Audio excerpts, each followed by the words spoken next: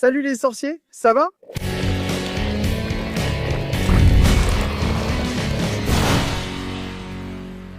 Tu viens d'arriver ici au Chaudron Baveur. Arrête d'être un moldu, abonne-toi, active les notifications pour ne rien rater de tout ce qui se passe ici. N'oublie pas que tu peux devenir membre de la chaîne pour profiter d'avantages exclusifs comme des badges et des emojis dans les commentaires. Tu peux aussi contribuer grâce au bouton. Merci et ton commentaire sera mis en avant parmi les autres. Et oui, j'ai parlé vite, juste pour t'embêter. Toi qui regardes en x2, entre septembre et octobre 1977, près de Loutry-Sainte-Chassepoule, une petite ville du Devon, en Angleterre, Amos Diggory et sa femme célébraient avec joie l'arrivée de leur unique fils, Cédric. Très aimé par ses parents et source de fierté pour la famille, à chaque nouvelle compétence que Cédric montrait, son père Amos était de plus en plus satisfait, étant chaque fois plus certain que son fils avait un avenir brillant devant lui. En 1989, Cédric est allé avec ses parents au chemin de traverse pour acheter ses fournitures pour l'année scolaire de Poudlard qui allait commencer. Dans la boutique d'Ollivander, il a été choisi par une baguette faite de frêne avec un cœur en crin de licorne. Mesurant 31,12 cm, étant raisonnablement flexible, Cédric était très soigneux avec ses affaires et il gardait toujours sa baguette bien polie, lui donnant un éclat particulier qu'on ne voyait pas sur les baguettes des autres sorciers de son âge qui ne faisaient pas autant attention à cela. Le 1er septembre 1989, Cédric Diggory a commencé sa scolarité à Poudlard. Il a été réparti à Poufsouffle, tout comme la plupart de ses ancêtres. D'ailleurs, dans la salle commune de Poufsouffle, il y a un portrait d'Eldritch Diggory, l'ancêtre de Cédric, qui a été ministre de la magie. À Poudlard, il n'a pas fallu longtemps pour que Cédric devienne le centre de l'attention et soit toujours entouré de camarades. Après tout, il était beau, talentueux et très gentil. À un certain moment de sa scolarité, Cédric est devenu attrapeur de l'équipe de Quidditch de Poufsouffle, où il s'est révélé très talentueux. En 1993, lors de sa 5e année, il a été nommé préfet de la maison et aussi capitaine de l'équipe de Quidditch, ce qui a rendu son père, Amos, très fier. Le 7 novembre de cette année-là, Poufsouffle a joué contre Gryffondor, un match qui devait initialement se jouer contre Serpentard. Mais ils ont finalement esquivé le match, utilisant la blessure de Drago comme prétexte pour en réalité ne pas jouer sous une pluie battante. Pendant le match, Cédric et Harry se disputaient le vif d'or. Déterminé, Cédric fendait la pluie et le vent sur son balai sans se rendre compte que des centaines de détraqueurs volaient sous lui et Harry. Ce n'est qu'après avoir attrapé le vif d'or qu'il a réalisé que Harry était tombé de son balai et a tenté d'annuler le match et d'invalider la capture. Cela n'a pas été possible, car tous disaient que c'était une victoire à la loyale. Mais pour Cédric, ce n'était pas le cas, puisque son adversaire avait été empêché de continuer le match par des facteurs complètement extérieurs. Il n'a pas célébré, ni s'en est vanté. Malgré tout, Cédric a gagné. Cédric avait été le premier à battre Harry Potter depuis qu'il était entré dans l'équipe de Quidditch de Gryffondor. À Noël de cette année-là, Cédric est allé voir Harry pour vanter le balai éclair de feu qu'il avait reçu. Il s'est toujours montré très gentil. À l'été 1994, Cédric est allé avec son père, Amos Diggory, retrouver les Weasley, Hermione et Harry Potter pour la Coupe du Monde de Quidditch. Amos Diggory, en étant présenté à Harry Potter, s'est vanté du fait que son fils l'avait battu l'année scolaire précédente. Et Cédric, un peu gêné, rappelle à son père qu'il avait expliqué que la chute de Harry, de son balai, avait été un accident. Mais le père de Cédric insiste en disant qu'il n'était pas tombé de son balai, que c'était une histoire à raconter à ses petits-enfants qu'il avait battu Harry Potter. Lors de la rentrée scolaire de 1964, alors que Cédric entamait sa 6e année, Dumbledore annonce que Poudlard accueillera le légendaire tournoi des 3 sorciers, une compétition entre les 3 plus grandes écoles. Des écoles de magie d'Europe qui avaient lieu depuis des siècles. En raison du taux de mortalité élevé lors des éditions précédentes du tournoi, certaines règles ont été modifiées, changées afin que la compétition soit plus sûre. L'une des règles interdisait la participation des mineurs. Les personnes souhaitant participer à la compétition devaient mettre leur nom dans la coupe de feu jusqu'à l'après-midi du 31 octobre, avant la cérémonie de sélection, la cérémonie du choix de la coupe. Cédric n'a pas tardé à inscrire son nom. Et le jour de la sélection des champions, le 31 octobre, la coupe a craché avec une langue de feu les noms de Fleur de la Cour, représentant Beauxbaton, Victor Krum, représentant Durmstrang, et Cédric Diggory, représentant Poudlard. Sous des applaudissements retentissants, Cédric s'est levé et a été conduit dans la salle à côté de la grande salle pour recevoir des instructions. Debout devant la cheminée, les bras derrière le dos et à l'écart des autres, Il a été surpris lorsque Harry Potter est entré dans la salle. Fleur, d'ailleurs, a pensé que Harry venait leur transmettre un message. Quand il a été confirmé que Harry était le quatrième champion du tournoi des trois sorciers, Madame Maxime et Karkaroff n'étaient pas satisfaits. Après tout, Poudlard aurait deux champions et donc plus de chances de gagner. Cédric n'a jugé Harry à aucun moment, alors que les autres dans cette salle le faisaient. Mais en sortant, il a abordé le sujet avec Harry en lui demandant comment il avait fait pour tromper la coupe et mettre son nom. Harry a affirmé qu'il n'avait rien fait de tel. Et Cédric, même s'il était méfiant et n'y croyait pas, est resté gentil et n'a pas insisté sur le sujet. Dans les semaines qui ont suivi le choix des champions, Cédric Diggory a reçu le soutien massif de l'école. Même les Serpentards ont vu cela comme une occasion d'humilier Harry Potter en utilisant des badges offensants qui disaient à Potter pu et soutenaient Cédric, le vrai champion de Poudlard. Cédric, cependant, n'a pas trouvé cela drôle du tout et n'aimait pas que ses amis portent ces badges. Il leur a même demandé d'arrêter. Quelques jours avant la première épreuve du tournoi des trois sorciers, Cédric et les autres champions ont participé à une cérémonie de pesée des baguettes. Lors de cette cérémonie, l'artisan de baguettes, dans ce cas Gary Ollivander, inspecte les baguettes des champions pour vérifier qu'elles sont parfaitement adaptées à l'utilisation lors des épreuves. Garrick félicite Cédric pour le soin et l'entretien qu'il apporte à sa baguette. Et ce même jour, les champions ont posé pour des photos destinées à la Gazette du Sorcier. Dans l'article paru dans le journal, Rita Skeeter a pratiquement ignoré la participation de Cédric au tournoi. Cela a rendu son père encore plus contrarié, car son fils avait été choisi pour le tournoi.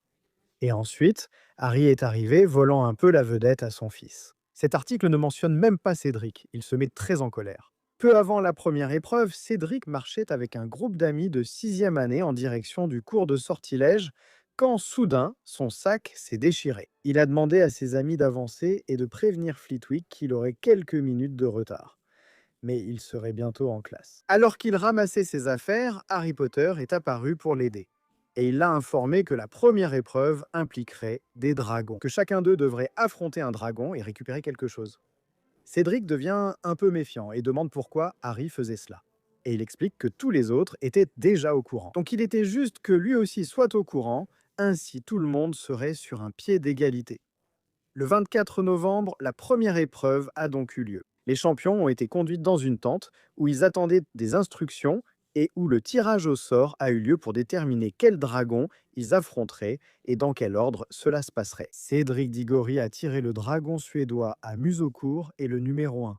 Autrement dit, il serait le premier à affronter le dragon. Face au dragon, Cédric a utilisé une méthode avancée de métamorphose, transformant une pierre en labrador pour distraire la créature et détourner son attention de l'œuf d'or. C'était ce que les champions devaient récupérer. Cédric parvient à attraper l'œuf, mais le dragon finit par se désintéresser du labrador transfiguré et reporte son attention sur le champion, lançant une gerbe de flamme qui a touché le côté de son visage. L'épreuve s'est terminée lorsque Cédric a attrapé l'œuf, le dragon a été maîtrisé et il a immédiatement été pris en charge par Madame Pompfrèche, qui a appliqué une sorte de pâte orange sur la brûlure pour qu'elle guérisse. Comme tous les champions, Cédric devait déchiffrer l'indice à l'intérieur de l'œuf d'or. Ainsi, il pourrait passer à la deuxième épreuve. Il a fini par recevoir de l'aide du faux Alastor Maugré, qui lui a donné un indice sur ce qu'il devait faire avec l'œuf. Alors, Cédric a emmené son œuf d'or dans la salle de bain des préfets, au 5e étage, où il a plongé l'objet et a écouté l'indice sous l'eau. Il lui a fallu du temps pour la déchiffrer, mais il a compris que la deuxième tâche se déroulerait dans le lac Noir avec les sirènes qui prendraient quelque chose qui comptait beaucoup pour lui. Comme le veut la tradition du tournoi des trois sorciers, le bal de Noël a eu lieu à Noël. Cédric Diggory était le cavalier de Cho Chang, avec qui il avait une certaine idylle. Harry était furieux, très jaloux de cela, et cela l'a amené à ressentir une certaine rancune envers Cédric.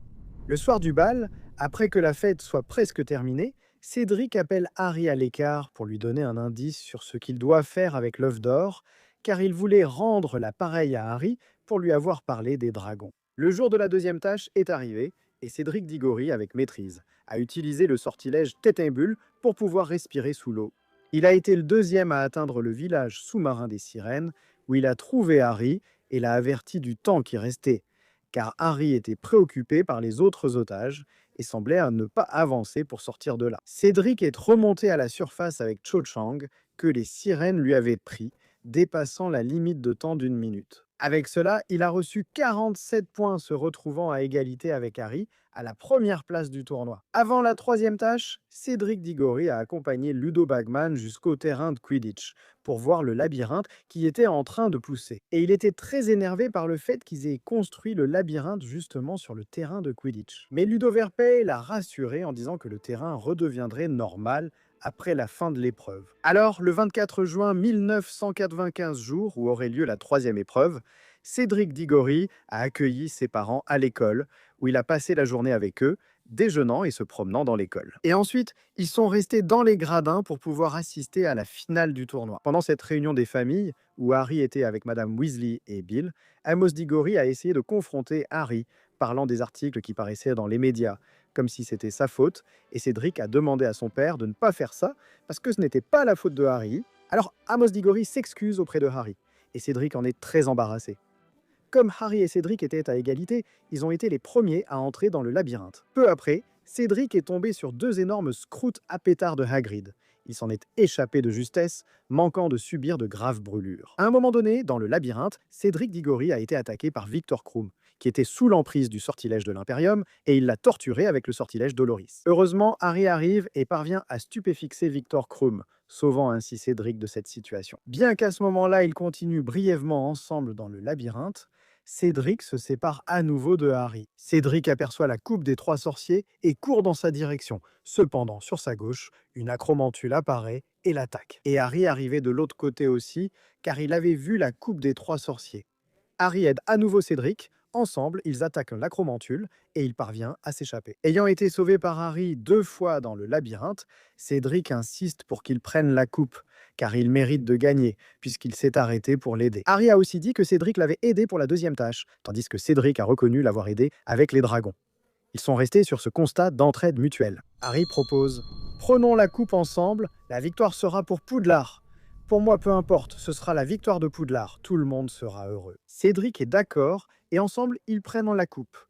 Malheureusement, c'était un porte-au-loin, et il les a emmenés à Little Angleton, dans un cimetière inconnu. Cédric est surpris de voir qu'il a été transporté, mais il reste tout de même sur ses gardes, pensant que cela faisait partie de l'épreuve. Il ne baisse pas sa baguette, et alors, d'une partie du cimetière, surgit Peter Pettigrew, tenant le corps rudimentaire de Voldemort. Harry se plie de douleur à cause de sa cicatrice, et Cédric, ne comprenant pas ce qui se passe, demande qui est cet homme. Voldemort ordonne simplement à Queue de Verre de tuer l'autre. Ainsi, Cédric Diggory est frappé par la malédiction que Queue de Verre lance, mourant sur le coup. Voldemort revient grâce à un rituel, utilisant l'os de son père, la chair de son serviteur et le sang de Harry. Pendant les événements qui se déroulent dans le cimetière, Harry et Voldemort s'affrontent en duel, où leurs baguettes se retrouvent reliées à cause du phénomène priori incantatem. Et ainsi, la baguette de Voldemort est forcée de régurgiter les derniers sorts, mais à l'envers. Donc, les dernières personnes qu'il a tuées sont sorties de la pointe de sa baguette comme un écho de vie de ces personnes. Cédric demande alors à Harry de ramener son corps à son père. Et avec les autres échos, les parents de Harry, Bertha Jorkins et Frank Bryce, gêne Voldemort pour que Harry puisse attraper la coupe et s'enfuir de là. Harry Potter, avec le corps de Cédric, revient à Poudlard, et lorsque tout le monde se rend compte de ce qui s'est passé, ils commencent à crier de désespoir en voyant le corps du Pouf-Souffle étendu sur le sol. Le ministre de la Magie, Cornelius Fudge, essaie d'étouffer l'affaire, de faire sortir Cédric de là pour qu'il soit emmené à l'infirmerie. Il veut retirer le corps de là parce qu'il y a beaucoup de monde et cela attirerait trop l'attention. Évidemment, les parents de Cédric étaient bouleversés sous le choc face à cette réalité. Ils avaient passé un bel après-midi avec leur fils et ils n'avaient aucune idée que c'était leur dernier moment ensemble. La mère de Cédric a essayé de se consoler en croyant que son fils était heureux quand il est mort, parce qu'il avait gagné le tournoi. Et elle croyait que tout cela faisait encore partie de l'épreuve. De plus, elle était aussi soulagée que son fils n'ait pas souffert, qu'il soit mort instantanément. La mort de Cédric a été profondément ressentie par toute l'école. Le 26 juin, le banquet d'adieu s'est transformé en une cérémonie commémorative en son hommage. Et Dumbledore a honoré sa mémoire en disant ce qui s'était réellement passé.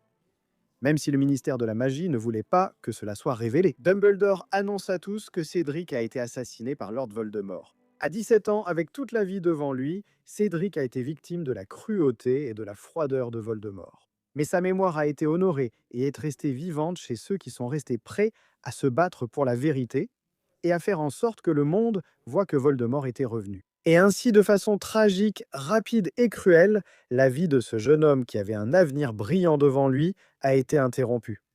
Voilà mes sorciers. Nous allons nous arrêter ici. La mort de Cédric me touche beaucoup. Surtout dans le film, quand il y a cette scène où Amos Diggory arrive là, et en voyant son fils mort, hurlant désespérément. Et moi, en tant que père, après être devenu père, cette scène me touche encore plus. Donc la mort de Cédric est une mort qui me touche beaucoup, tu vois.